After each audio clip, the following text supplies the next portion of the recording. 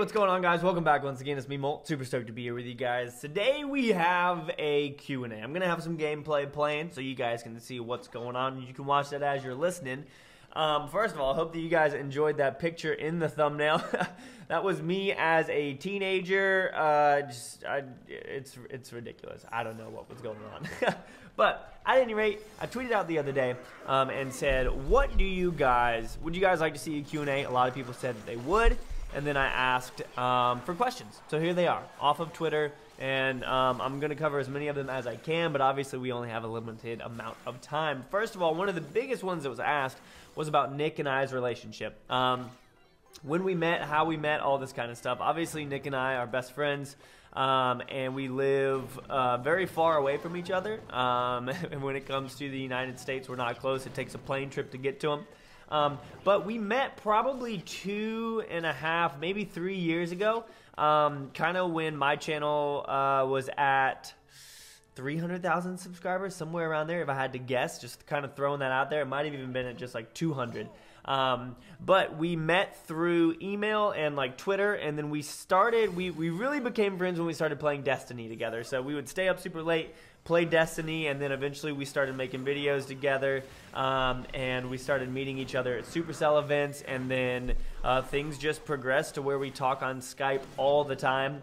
And I was his best man in his wedding, and he's without a doubt going to be a part of my wedding one day. Like, it's just, I don't know, it's funny. It's funny how the internet does what it does and how you can really meet people. But yeah, so we met just through YouTube and becoming friends on there, playing Destiny and playing a lot of games together towards the beginning of our YouTube careers. And then we've progressed as friends as our channels have progressed and whatnot. It's been pretty cool. Most embarrassing moment, I did a video on this.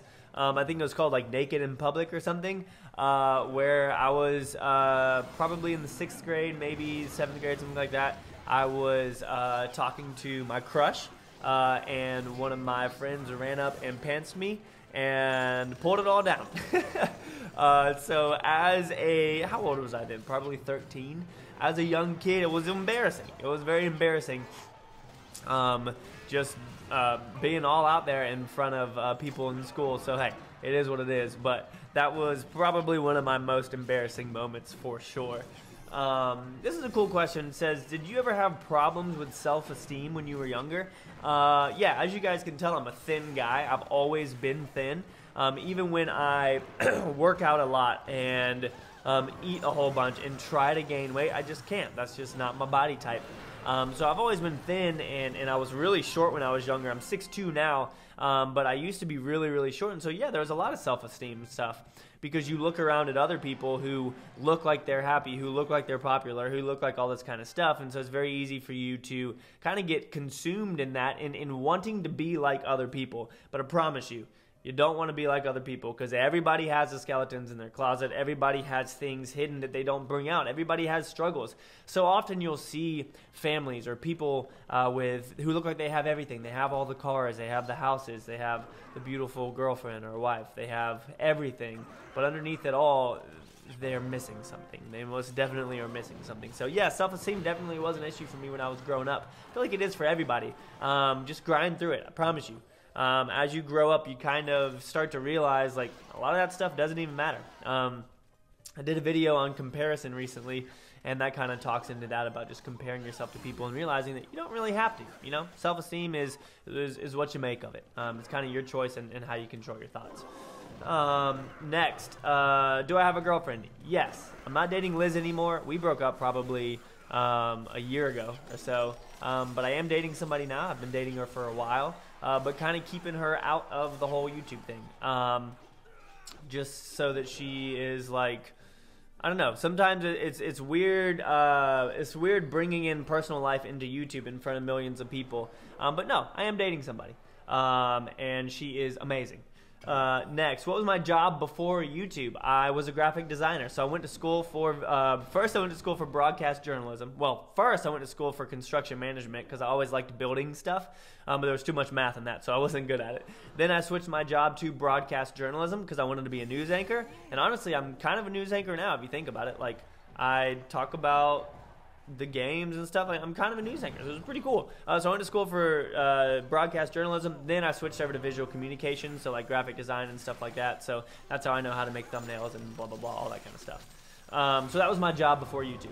How has being a Christian changed your life? If you guys don't know, I am a Christian. I believe in Jesus Christ and his death and his resurrection. And that's what my life is based around. So as I've pursued my relationship with Jesus and the Lord, it's kind of helped me just have a different perspective on life. And one thing that I want y'all to know about Christians is that I feel like the world kind of looks at them as if they can't mess up. But I am just as messed up and broken and stupid as everybody else out there. I just kind of have a different view on it, being a Christian. Like, I understand why I'm like that, and I understand that that's not how things were designed to be. Things were designed to be different. The world wasn't designed to be as broken as it is. So being a Christian has definitely changed my life. I mean, it is my life. Yeah, no, I'm a messed up person. I did a video on that too. It's called I'm Messed Up. If you haven't watched it, go watch it. I love doing those types of videos. Next, other careers, what would you do? I love this question because I like thinking about what I wanted to do growing up and what I wanted to be. For a long time, I wanted to be a marine biologist. I think the ocean is awesome. And that kind of goes into another job that I wanted, which would be an underwater photographer. Like you kind of get that question, if you could be the best at any job, what would you be the best at? Comment that down below. Answer that. What would you be the best at? A lot of people would say like football, baseball, blah, blah, blah. I would want to be the best underwater photographer that there is. I think that would be so awesome because there's so much under the water that we don't know about. And there's so much beauty and creativity down there that it's just ridiculous. So I would love to be an underwater photographer. So marine biology, underwater photography. I also think it'd be really cool. I said this in a video the other day with Nick. I think it would be dope to be like a landscape / habitat designer for zoos. Like, all right, so a zoo is going to be getting some new tigers in, design their habitat. I thought that'd be really fun, like making caves and choosing the plants and stuff. I don't know. I really, really like nature. If you guys didn't know this about me, that is literally the place where I find peace is in nature because it's so beautiful to me. So I think being a landscape designer for a zoo would be really, really fun, like making the animals hiding places and stuff and all that kind of jazz. So yeah, that'd be really cool. Next, how has YouTube changed your life? So YouTube's crazy. Obviously, it's changed my life in a lot of different facets and manners. It's made me more successful than I thought that I would be, but with all of the stuff that I get from that comes a great responsibility. You know, in the Bible it says, to whom much is given, much is expected, and I totally agree with that, believe that this whole thing that I've been given isn't just so that I can have fun with it. I have a responsibility to try and be a good example to you guys, to try and bring some positivity into your life, to try and be real with you guys, because so much of this world is fake now, like clickbaiting and all that kind of stuff. So much of this world is fake now that you don't see too many real people. And I'm really excited to do more of those videos. I have another one planned, guys, that I'm gonna talk about soon. That is just another real video where we just talk and get rid of the fakeness of this world and kind of just be real together. So, what was the question again? How has YouTube changed your life? So, yeah, I have a lot of responsibility here. So that's one thing. Another thing is getting recognized a lot. It's kind of weird. I get recognized multiple times a week if I go to the mall or baseball games, when I go to the climbing gym. All these different areas I get recognized, and it's cool. I feel like I'm fairly humble in it, and I'm a lot of times when you say, yeah, I'm super humble, it's like a prideful thing to say, but it doesn't go to my head whenever I get recognized. It's just a fun thing. And for those of you that have ever met me, like, it's cool. I always say, hey, what's your name? Like, nice to meet you. And generally I won't stay and talk for too long because, like, I'm still trying to do things, you know? It's kind of a weird mixture of being Molt and being Michael, like being myself outside of YouTube and meeting people that recognize me and saying hey, taking pictures with them and whatnot, and then going on with what I was doing. So it's changed it in that sense to where privacy is kind of a hard thing to get sometimes, to where like I can be out on a date or something and you get recognized and it's just like sometimes just like, ugh, like I wish that I could just be away from that. But it's definitely changed my life for the good. It's helped me be a more outgoing person, and it's kind of just given me a different perspective on life and the impact that all of us can have on people. So yeah, I love it. I love doing what I do.